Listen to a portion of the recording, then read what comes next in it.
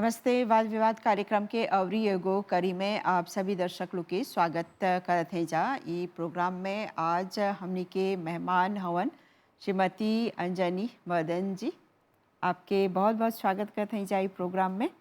और ई बहुत कम समय में आप हमनी के ई निमंत्रण जोन बातें स्वीकार करला। हाँ, नमस्ते उमा जी। हम जरा धन्यवाद देवत हैं। तो सबसे पहले हमने ग बतियाब जा आप ई जोन पुस्तक निकलले हवा ले भोजपुरी भविष्य हाँ, यानी मॉरिशस में भोजपुरी भाषा पर ई पुस्तक निकलले हवा।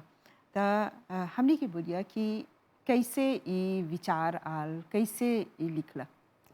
हाँ, तो हम अपन पीएचडी के रिसर्च शुरू करनी तब हमके ये सब्जेक्ट हमके बहुत ही भागल। हम्म। कारण कि ये हमार मातृभाषा है।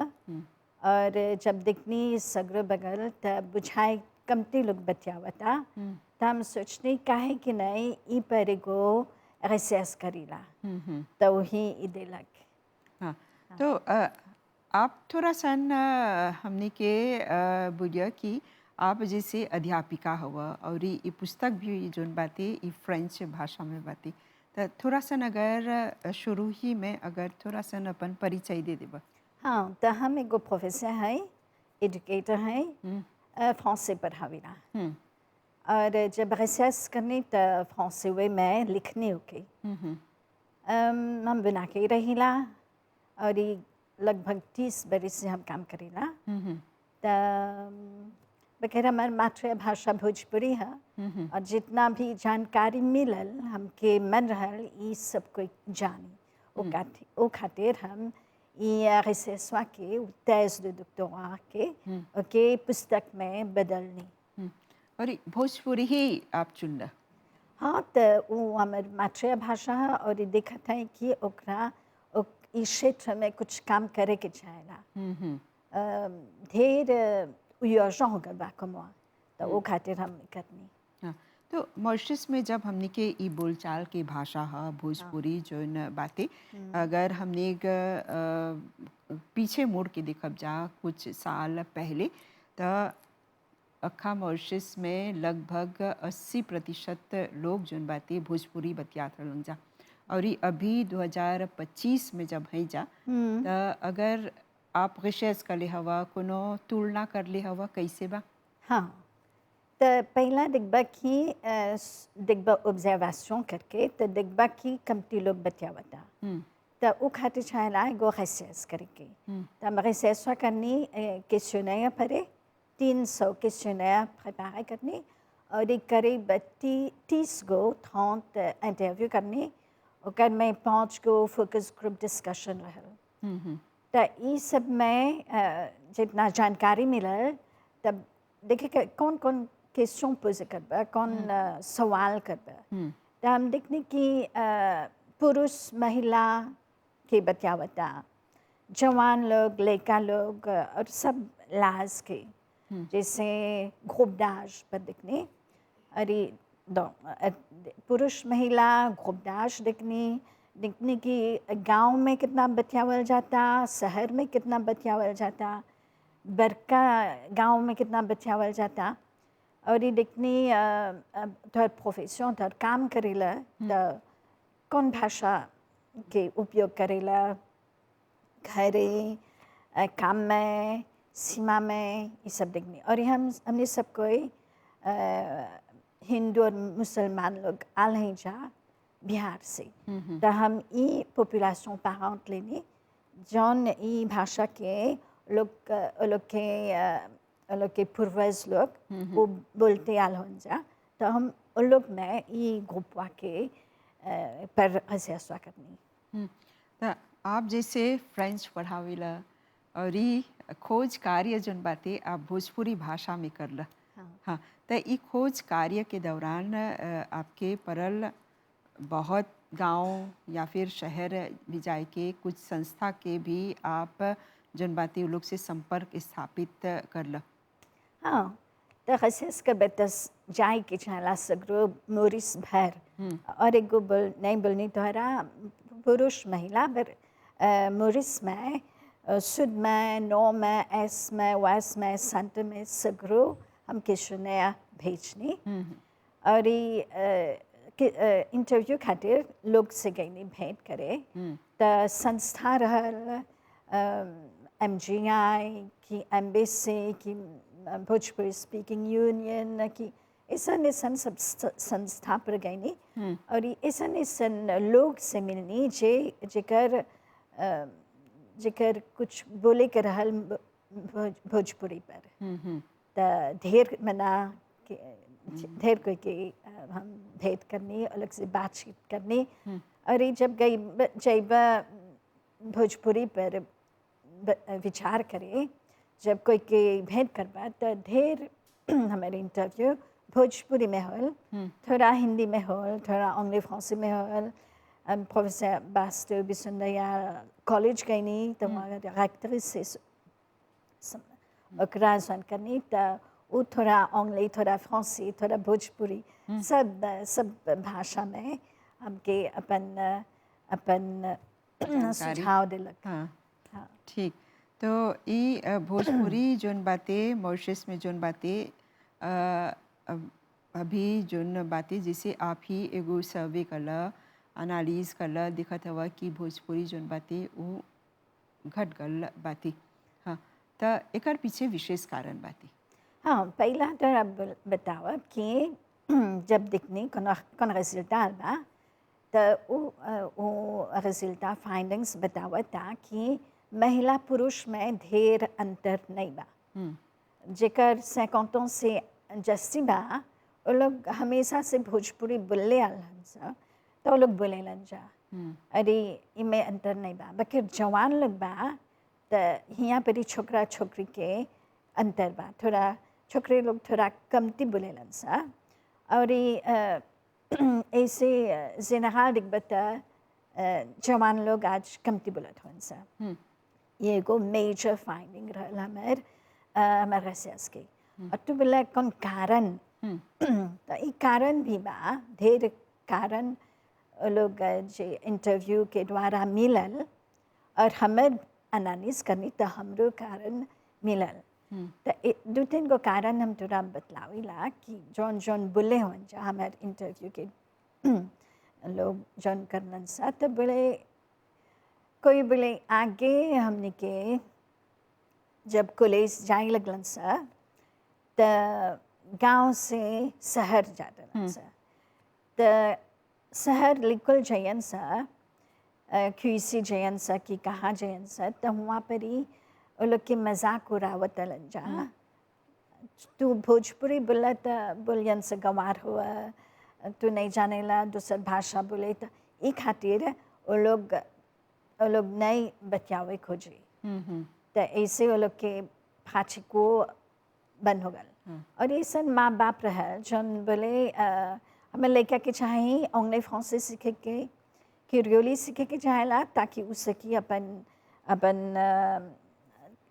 साथी लोग संगे बतियावे तो एक ढेर माँ बाप भी रहा जो नहीं खुश रहलन सा ये भोजपुरी भाषा के ट्रांसमिट करेंगे और ये आज ये जस्ती बिगड़ कर बा कारण कि जवान माँ बाप लोग वो लोगे नहीं बोलत हन सा तो अपन लड़का के कौन चीज सिखायन सा तो ऐसा बात बा तो जैसे आप एगो डॉक्टरा कले हवा ई भोजपुरी भाषा में खासकर मॉरिशस में जोन हमने भोजपुरी बोलिया जा ई भोजपुरी भाषा जोन बातें हमने के मॉरिशस में हाँ ये भारत से हमने के पूर्वज अनले बातें लेकिन है भोजपुरी जोन बातें हमने के मिक्स बातें यानी मिलाउजे बातें एकर में क्रियोल शब्द भी बातें फिर देखिला जा कि अंग्रेजी के भी शब्द बातें।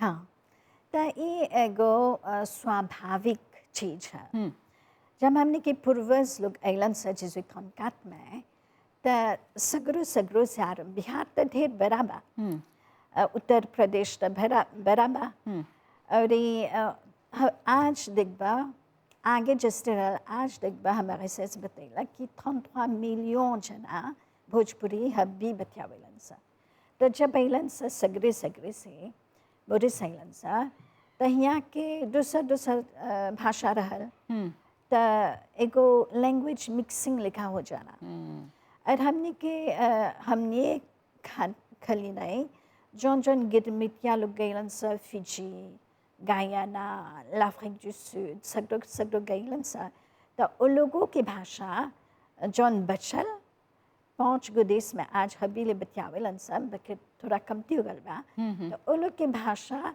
जौन उन लोग के l'environnement की भाषा रहल उससे थोड़ा शब्द लेके थोड़ा अलग हो गल बा तब बोलबा आज हमने के वायते भोजपुरी हमने के वायते मॉरिसिया बा फिजी भोजपुरी बा थोड़ा अलग बा साउथ अफ्रीकन बा थोड़ा अलग बा ये एगो बात है जहाँ गईला ओके बोलल जरा जियोग्राफिकल डिफरेंस अब एगो बात है कि जब ऐनी संवाद से हमने के गिरमिटिया लोग गईलन सा तो वो लोग के जन वातावरण रहल उमें कानासुक बोले तनी सा तो ये सब मुँह ये सब शब्द वो लोग के भोजपुरी में आल दिग्बत आगे बोले गबर छांगी बोले तलन सगैया दिजांगी के ते ये वो सब शब्द लेके वो लोग के जीभ नहीं उल्टे तो वो तेनी सांसे करके अपन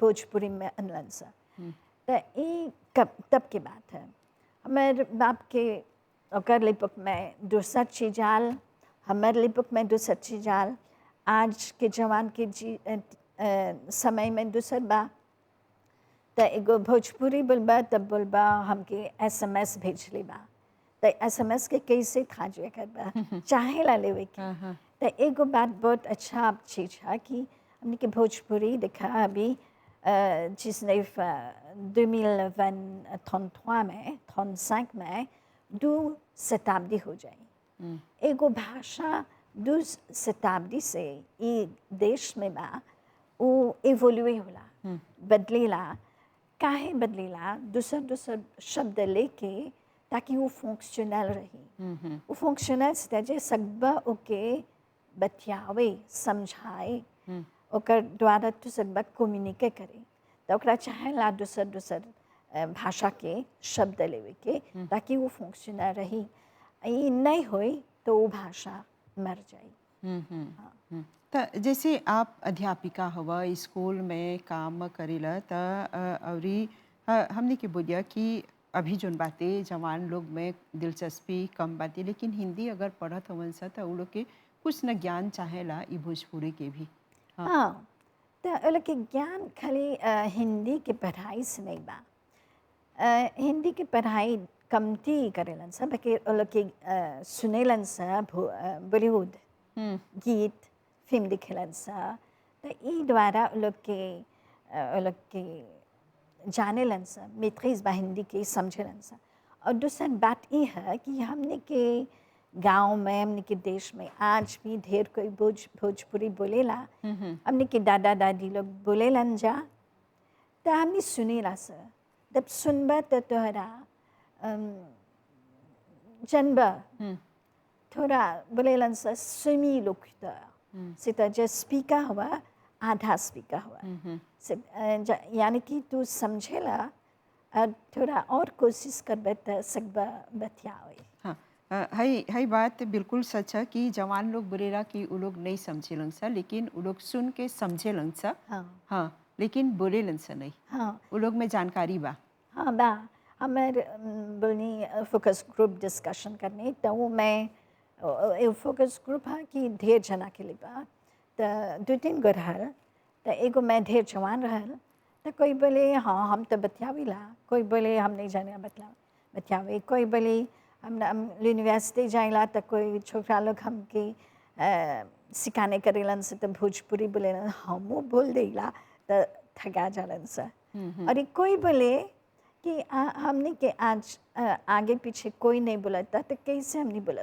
हमने के मन बा बोले के तो ये भी बात बा यहाँ पे कि जवान लोग कोई के रुचि बा ये भाषा के प्रयोग करके बोले के लेकिन कमती लोग बा बोले खातिर तो वो खातिर वो लोग भाषा के नहीं पकड़लन सा जबकि हमनी के जोन बातें अगर देखब जा एगो पर्यावरण पर भी निर्भर करेला कि या फिर परिवार पर भी निर्भर करेला कि जे भी जुड़ल बातें कोनो बैकग्राउंड से भी बातें अगर हो जा परी थोड़ा सन ई भोजपुरी बतियालन सा त ओकर असर परी ओकर श्रवण करला से आदमी सकी ई भोजपुरी के बतियाई। हाँ, तो हम जब रिकमेंडेशन डालनी लिखनी तो ये 3-4 को क्षेत्र में काम हो सकी एगो व्यक्तिगत और परिवार यानी कि तो अपन घर में एगो घर में थोड़ा बातचीत करबा दादा दादी से बात करबा गांव में बात करबा तो तू पकड़ लेवा। दूसर जन इंस्टीट्यूशन लोग बा वो लोग के ज़्यादा ऑर्गेनाइज करे के चाहेला प्रतियोगिता रखा फ्रांस में वो लोग डालेलन कि तो जोली से एगो स्टोरी पेश कर तो भोजपुरी में ई करल जा सकी। लड़का लोग के बोलबा जवान लोग के बोलबा वो लोग अपन दादा दादी के पाछे जयन सा एगो सुंदर स्टोरी लिख के आके प्रतियोगिता में भाग लेन जा ऐसा चीज हो सकी। और एक गवर्नमेंट के क्षेत्र में एगो चीज बुलाला लैंग्वेज प्लानिंग और एगो कॉर्पस प्लानिंग। जितना काम प्रोफेसर कॉपों कर लेबा क्रियोली भाषा के खातिर तो वो लैंग्वेज कॉर्पस प्लानिंग कर लेबा यानी कि वो डिक्शनरी लिख लेबा ग्रामर लिख लेबा और ये प्रोत्साहित करत हो जा कि ढेर कोई वो मैं लेख लिखी स्टोरीज लिखी तो ये काम हो सकी। हम भोजपुरी खातिर भी यह इंस्टीट्यूशन लोग करियन सा और जब वो लोग एगो ग्राफी लॉमनी निकले रहन सा तो वो एगो गवर्नमेंट के कमीशन काम रहल तो वो यूनिवर्सिटी में हो रहल 5-6 गो साइंटिफिक कमिटी साइंटिफिक रहल लेके पैसा पे करल रहल तो वो लोग ऐलन से एगो ग्राफी लॉमनी के लेके अरे जब मातृभाषा इंटरनेशनल डे रहल दिवस तो वो दिन के ओके रिलीज करलन सा यानी कि बहुते मेजियाचिजाशन बा तो हमनी के देवनागरी सेव्योला की रोमन लेटर सेव्योला यही वो के लेके थोड़ा मेजियाशन करे के चाहेला। देखबा तो एमबीसी ढेर मेजिया चीज़ें करता भोजपुरी चैनल जब से आल बात ढेर बना प्रोग्राम चलता तो ये बहुत अच्छा बात अरे गवर्नमेंट के देखबा तो वो सखी लोग के ऐसा इंटरेस्टिंग थिंग्स दे के कि वो लोग कुछ कर सकी। लेकिन मैं देखबा तो 2012 में भोजपुरी लेकिन में हेलल क्रियोली के संगे बकीर भोजपुरी एगो 10-12 मिनट खातिर हिंदी के क्लास में आल और क्रियोली ओकरा बराबर स्तर देवल गल अलग में ए आज वो HSC में बा ए भोजपुरी हबीले फर्स्ट सेकंड में बा तो ई में कुछ करे के चाहेला और कॉन्शियंटिज़ाशन ये समाज के निवो में कॉन्शियंटिज़े करे के चाहे तो हर प्रोग्राम आज के कॉन्शियंटिज़ाशन c'est-à-dire जागरूकता करत हैं जा कि एगो हमने के भाषा है हमने के मातृभाषा है और इमें हमने के संस्कृति बा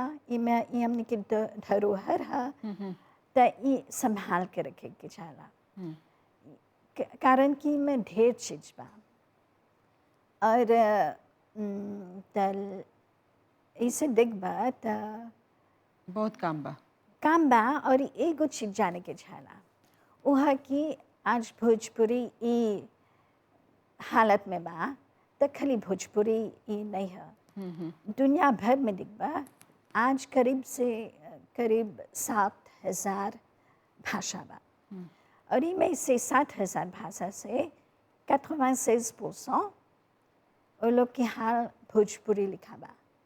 कारण कि दुनिया भर के जितना लोग बा वो लोग भागत हंसा थोड़ा सुन भाषा के पीछे। और ये देखबे तो 7,000 भाषा में खाली 400 भाषा लिखित भाषा है। तो ये दुनिया ग्लोबलाइजे हो जाता। काल देखबे कोई मंडारे पढ़े खोजी तो ये कारण है ग्लोबलाइजेशन के खातिर। तो ढेर कार्य खोज होता, ढेर साइंटिफिक लोग लैंग्वेज लोग देखत हन जा बोले हन जा ऐसे चली ये सिचुएशन चली तो एगो सेंचुरी में एगो शताब्दी में ये आधा 700 के आधा भाषा मर जाए।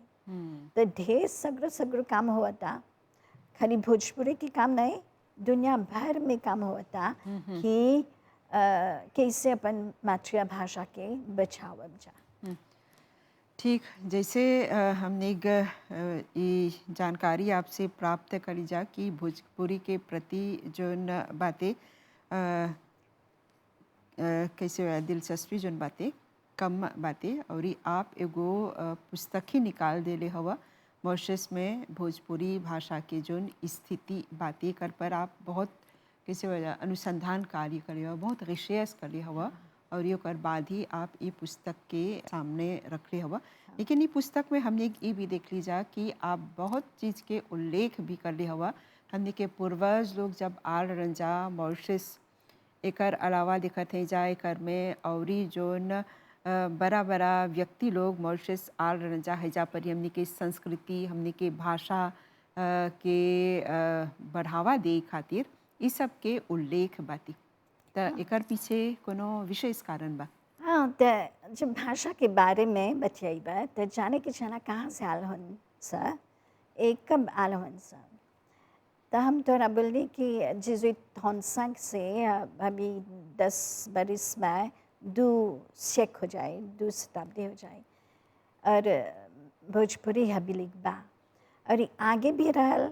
हमने जितना प्रगति करने से उस सब बदौलत भोजपुरी के देखबा तो ढेर कोई लिखले बा भोजपुरी पर, क्रियोली पर ज़्यादा लिखले हन सा। जौन लिखले हन सा देखबा तो सोमदत्त बखोरी जी जब 69 में 1969 में अपन हिंदी मॉरिशस लिखलक तो उनमें एगो पास रखलक भोजपुरी के बारे में और वो बोले भोजपुरी कमती हुआ था हमने के शहर में भोजपुरी उतना नहीं बोलत हन जा।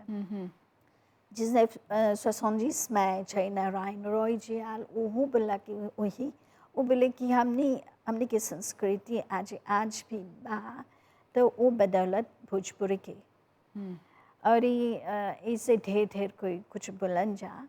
एक जना बोला हमने जिसने 70 बगल वो बोले कि हमने की माँ बाप रहते हुए हमने भोजपुरी के माँ बाप रहते हुए भी भोजपुरी टूअर हो गया बा ओ फिरा हो गया बा। कारण कि माँ बाप के लड़का के माँ बाप ने बा ट्रांसमिशन नहीं हुआ और ये हमने की प्रगति होल बा तो शुरू से होल बा। देखबा तो 1872 में जब कमीशन रॉयल आल तो उनमें आंदोलन चलल अडोल्फ de Plewitz वो एगो कोलोन रहल बोले गिरमितिया से ऐसा मूवी ट्रीटमेंट नहीं करे जा हम लिखब पेटिशन बनावब तो 9,000 लोग से जस्ती लोग वो पेटिशन की सिंह कर ले रहे जा।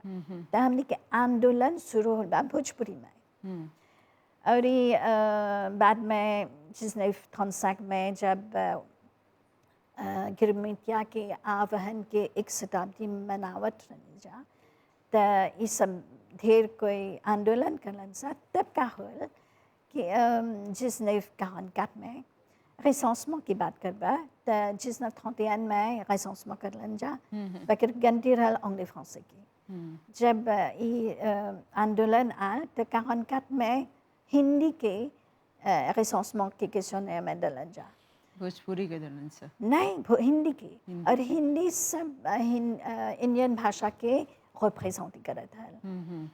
तब फिर से और आंदोलन आल पंडित वासुदेव बिसुंदरयाल सुदेव बिसुंदरयाल जो पालमा में हिलल तब 52 में सब इंडियन भाषा के ओकर रिसेंसमेंट के फॉर्मूला में अनलन सब बजाय हिंदी बजाय भोजपुरी के। तो भोजपुरी जोन बा ई एगो बोलचाल के भाषा बाटे नहीं ये सब भाषा पा रही है सब भाषा अब जितने 83 में भोजपुरी के दलन सा एक का दिक्कत हन सा हिंदी के इतना बा तब भोजपुरी के बोले होला ओकर से दुबले त्रिबले बा एगो भाषा है ये हिंदी और जितना कोई रिसर्च करे बा बोले हन सा कि भोजपुरी तो हिंदी से आगे है। चाणक्य के AD 6 BC के वो लिपुक से ये भोजपुरी ऐती बा उनमें लेख भी रहा और आर्ट हबी तेरी पिछला गल कारण कि हिंदी के ज़्यादा मान देवल गल बा इंडिया में भारत में कि वो एगो ऑफिशियल लैंग्वेज हो गल बाकी सब भाषा तो पा रही है। तो 83 में जब आल तब दिखनी सा कि ये कर महत्व का बा तब ढेर गाँव तो आता करबा शुरू होल। हाँ तो श्रीमती अंजनी जी आप ये सब जानकारी हमने के संगे बांटला जैसे कि आप ये भी उल्लेख करला कि मॉरिशस में जोन बातें भोजपुरी के जीवित रखे खातिर एकरा औरी आदमी लोग में प्रोत्साहित करे खातिर बहुत से लोग हमने के बहुत से स्थानीय लोग जोन हवन जा बहुत प्रयत्न करले हवन सा करते आवत हवन जा और हमने यही आशा करत है जा कि ई भाषा के अगर बढ़ावा देवब जा तो चाहेला एकरा अपनाए के चाहेला बोले की चाहेला अपनाए के देखबा हमने बोलनी धरा 2016 में यूनेस्को सरिता बुदू जी ऊपर काम करलक गीत गवाई पर तो ऐसा चीज के निमन से सवर बक